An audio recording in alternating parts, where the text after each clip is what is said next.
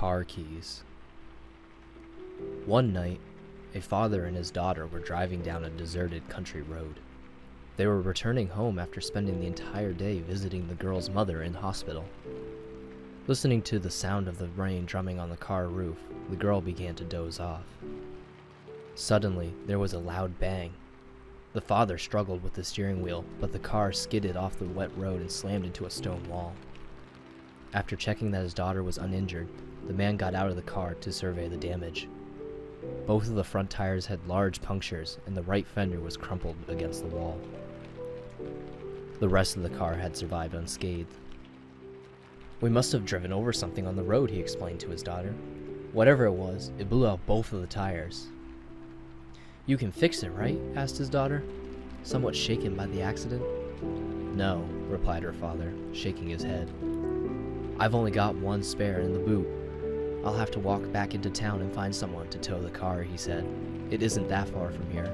You wait in the car while I'm gone." "Okay," she said reluctantly. "But please don't take too long."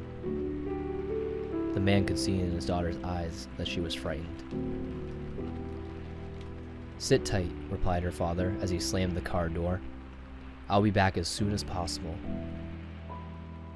His daughter watched him in the rearview mirror as he trudged off down the road in the pouring rain and disappeared into the night.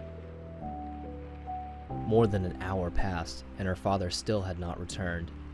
The girl began to wonder what was taking him so long. She was very worried because he should have been back by now.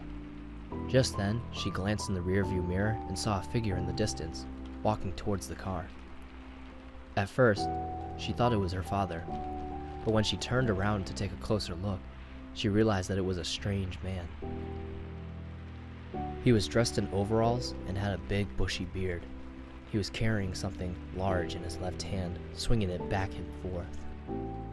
Something about him made her very nervous, and he approached. She stared out the back window and squinted her eyes. In the dim light, she could just make out what he was clutching in his right hand. It was a big, sharp butcher's knife. Thinking quickly, the terrified girl locked both doors in the front of the car, then jumped into the back seat and locked the rear doors. When she looked up again, she saw that the strange man had stopped in his tracks and seems to be staring directly at her. Suddenly, the man raised his arm, and the girl let out a blood-curdling scream. In his left hand, he was clutching her father's severed head. She just kept screaming and screaming. She couldn't stop herself. Her heart was pounding and she struggled to breathe.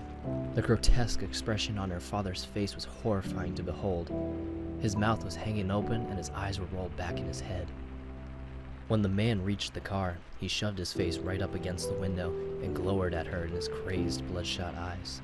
His hair was wild and matted with dirt. His face was covered in deep scars. For a moment, he just stood there in the driving rain, grinning at her like a madman. Then he reached into his pockets, took something out, and slowly lifted his left hand. He was holding her father's keys.